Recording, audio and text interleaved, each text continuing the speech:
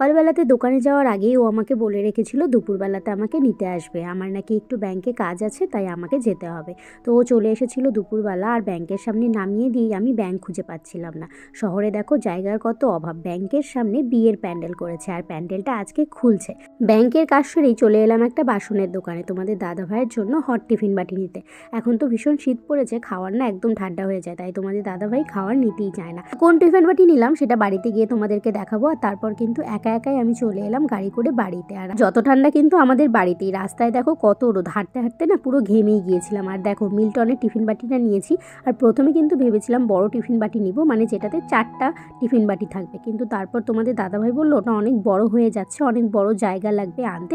তো তারপরে কিন্তু এই সিঙ্গেল টিফিন বাটিটা নিয়েছি। তো একটা তার মধ্যে আবার ছোট একটা বাটিও আছে, যার মধ্যে একটা অল্প কিছু তরকারিও নেওয়া যাবে, আর সাথে কিন্তু ভাত আর এক্সট্রা তরকারির জন্য এই দুটো টিফিন বাটি নিয়েছি। তো আজকের মতন টাটা সবাইকে।